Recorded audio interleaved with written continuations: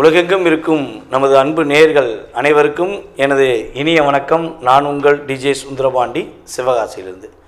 நேயர்களே, தற்போது நம்ம பார்க்க போகிற விஷயம் என்னென்னா, 2025ஆம் ஆண்டு புரட்டாசி மாதத்தில் உங்களுடைய வாழ்க்கையில் சூரிய பகவான் முதல் கிட்டத்தட்ட மற்ற கிரகங்கள் உங்களுடைய லைஃப்பில் என்ன விஷயங்கள்லாம் ஒரு பெரிய மாற்றத்தை ஏற்படுத்த போகிறாங்க. அதே போல் இந்த புரட்டாசி மாதம் அப்படிங்கிறது எவ்வளவு மிகப்பெரிய முக்கியமான மாதம் அப்படிங்கிற பற்றி நம்ம பார்க்க போகிறோம். இந்த புரட்டாசி மாதத்தில் என்னென்ன நன்மைகள்லாம் நடக்க போகுது அப்படிங்கிற பற்றி நம்ம தெளிவாக பார்க்க போகிறோம். அதற்கு முன்னாடி இந்த புரட்டாசி மாதம் அப்படின்னோடனே எல்லாருக்குமே ஃபஸ்ட்டு ஒரு விஷயம் ஞாபகம் வரும். என்னென்னா, பெருமாள் கோயிலுக்கு போகணும். உண்மையிலே பார்த்திங்கன்னா, சூரிய பகவான் கன்னி ராசிக்குள்ளே நுழையிற மாதம் தான் புரட்டாசி மாதம்.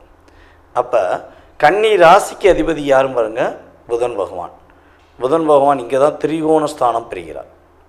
அப்போ பெருமாளை கிட்டத்தட்ட ஒரு 11 மாதங்கள் நீங்கள் போய் பார்க்குறீங்களோ பார்க்கலையோ, உங்களால் வழிபாடு பண்ண முடிஞ்சோ முடியலையோ, அதெல்லாம் பெரிய விஷயமே கிடையாது. ஆனால் புரட்டாசி மாதம் ஆரம்பித்த முதல் நாள்லேருந்து புரட்டாசி மாதம் முடிகிறதுக்கு முன்னாடி கட்டாயமாக என்ன பண்ணணும், எல்லாருமே பெருமாளை போய் தரிசனம் செய்ய வேண்டும்.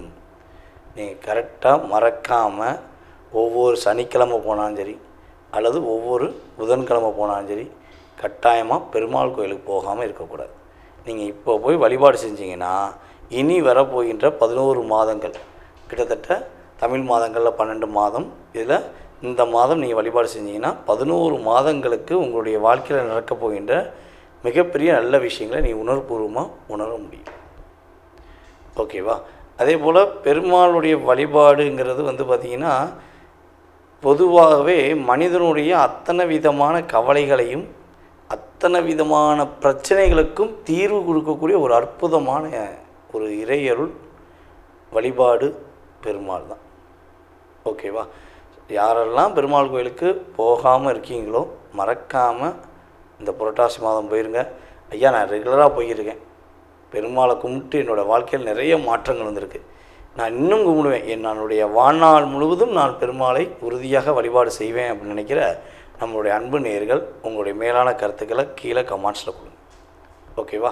இப்போ நம்ம பார்க்க போகிறது இந்த புரட்டாசி மாத பலன்கள் பார்க்க போகிறோம். கோச்சார கிரகங்கள் எங்கெங்கே அமர்ந்திருக்கிறாங்க அப்படின்னு தெரிஞ்ச பிறகு உங்களுடைய ராசிக்கான பலனுக்குள்ளே போகலாம். சூரிய பகவான் கிட்டத்தட்ட புரட்டாசி மாதம் 1ஆம் தேதி உள்ளே நுழைகிறார். அதாவது 17/9/2025 புதன்கிழமையில் சூரிய பகவான் உள்ளே நுழைகிறார். சூரிய பகவானுடன் புதன் பகவானும் இணைந்து செயல்படுகிறார். புதன் பகவான் பார்த்திங்கன்னா கன்னி ராசியில் தான் இருப்பார். புரட்டாசி 16ஆம் தேதி அவர் என்ன பண்ணுறாரு, துலாம் ராசிக்குள்ளே நுழைவார். செவ்வாய் பகவான் பார்த்திங்கன்னா ஆல்ரெடி துலாம் ராசிக்குள்ளே தான் இருக்கார். அதுக்கடுத்து பார்த்திங்கன்னா ராகு பகவான் கும்ப ராசியில் அமர்ந்திருக்கிறார். கேது பகவான் ஆல்ரெடி சிம்ம ராசிக்குள்ளே தான் அமர்ந்திருக்கிறார். அதுக்கடுத்து சனி பகவான் பார்த்திங்கன்னா மீன ராசியில் வக்ர நிலையில் அமர்ந்திருக்கிறார்.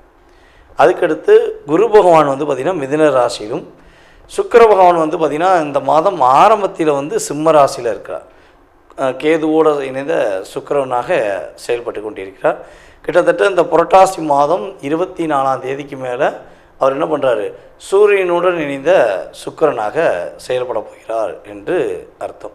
அப்போ இந்த கிரகங்களுடைய கோச்சார ரீதியான அமைப்பு வச்சு உங்களுடைய வாழ்க்கையில் என்னென்ன மாற்றங்கள்லாம் ஏற்பட போகுது, என்னென்ன முன்னேற்றங்கள்லாம் உண்டுங்கிறத நம்ம தெளிவாக பார்க்கலாம். வாங்க வீடியோக்குள்ளே போகலாம். துள்ளி குதிக்கக்கூடிய அற்புதமான மாற்றங்களை எதிர்பார்த்து காத்திருக்கின்ற நம்முடைய அன்பார்ந்த துலாம் ராசி நேயர்களுக்கு இந்த புரட்டாசி மாதம் பல போராட்டங்களிலிருந்து விடிவு காலத்தை கொடுக்க போகுது.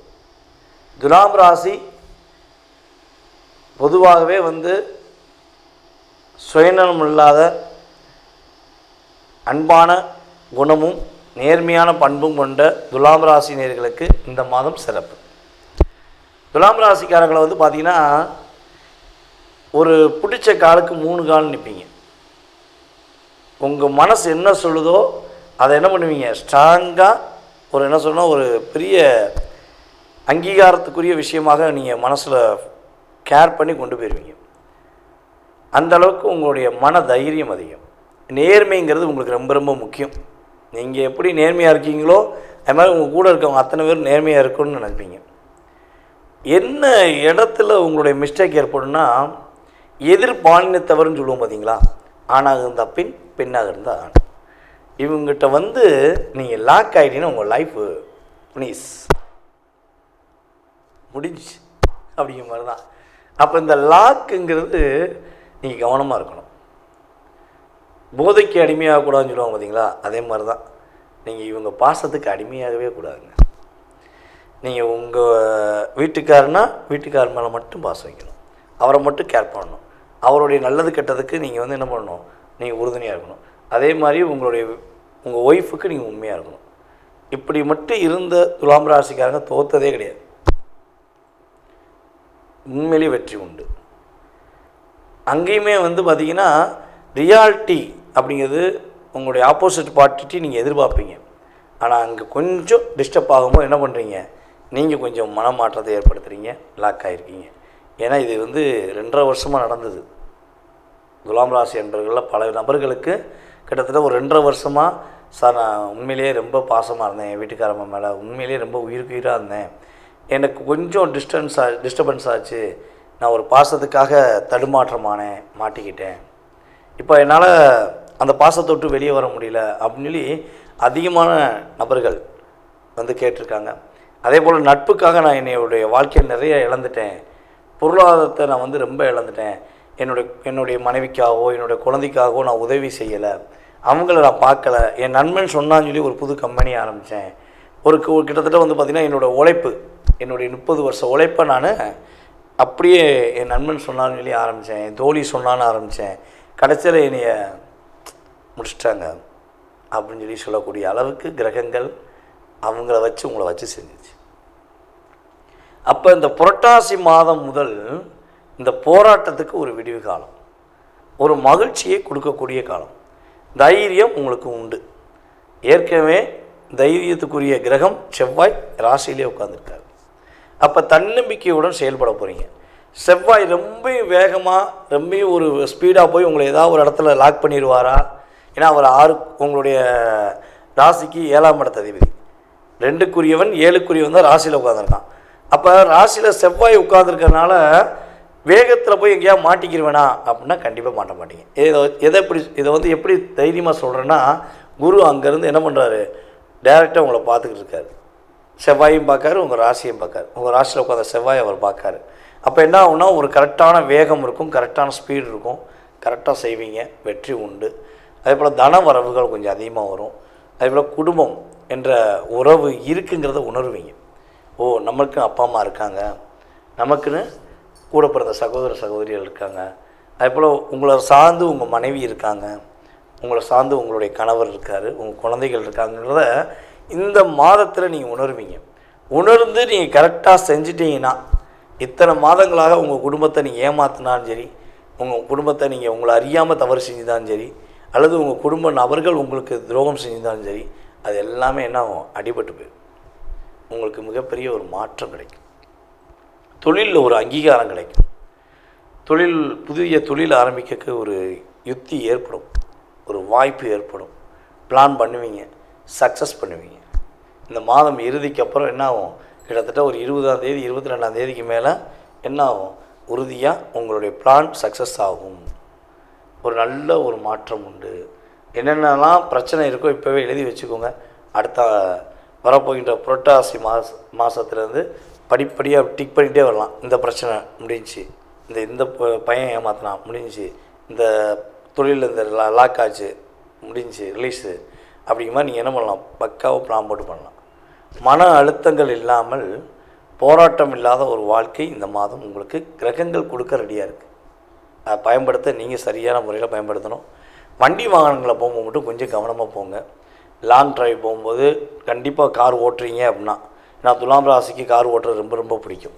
அப்படியே டிரைவிங்னா முதல்ல போய் உட்காந்துக்குவேன், நான் தான் ஓட்டுவேன், நான் தான் ட்ரைவ் பண்ணுவேன் அப்படிங்க. இது இயல்பான குணம் உங்களுக்கு. லைசன்ஸ் இல்லாத துலாம் ராசிக்காரங்க கிட்டத்தட்ட பார்க்குறதுல ஒரு 1,00,000 பேர் பார்க்குறீங்கன்னா குறைஞ்ச ஒரு 1000 பேர் தான் இருப்பீங்க. எல்லாருமே லைசன்ஸ் வச்சுருப்பீங்க. கார் லைசன்ஸ் இருக்குது, பைக் லைசன்ஸ் இருக்குது அப்படின்னு பக்காவாக வச்சுருப்பீங்க. அப்படிப்பட்ட ஒரு பக்காவாக பிளான் போட்டு பண்ணுற உங்களுக்கு இந்த மாதம் மட்டும் என்ன சொல்கிறேன்னா, டிரைவிங் பண்ணும்போது கவனம் தேவை. பைக் ஓட்டுறதா இருந்தாலும் ஹெல்மெட்லாம் போட்டுக்கோங்க. அதே போல் லைசன்ஸ் எல்லாம் கையில் வச்சுக்கோங்க. டாக்குமெண்ட் எல்லாம் பக்காவாக இருக்கான்னு பார்த்துக்கோங்க. அதே போல் கார் ஓட்ட போகிறீங்கன்னா முடிஞ்ச அளவு லாங் ட்ரைவ் போகிறீங்கன்னா நீங்கள் ஓட்ட வேண்டாம், யாரையா வச்சு ஓட்டுங்க. ஓகேவா?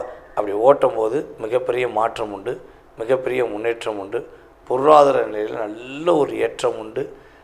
அதாவது என்ன சொல்லணும்னா, அரசாங்கம் சார்ந்த விஷயங்களிலும் வாகனங்கள் ஓட்டுவதிலும் கவனம் தேவை, நிதானம் தேவை, பொறுமை தேவை. இதை தாண்டி இந்த மாதம் துலாம் ராசி அன்பர்களுக்கு புரட்டாசி மாதம் போராட்டங்களை நீக்கி வெற்றியை கொடுக்கக்கூடிய ஒரு அற்புதமான மாதம். ஸ்ரீ குபேரன் டிவியை பார்த்தமைக்கு நன்றிகள். மேலும் இது போன்ற தகவல்களை தெரிந்து கொள்ள ஸ்ரீ குபேரன் டிவியை சப்ஸ்கிரைப் செய்யுங்கள். மறக்காமல் பெல் ஐக்கானை கிளிக் செய்யுங்கள்.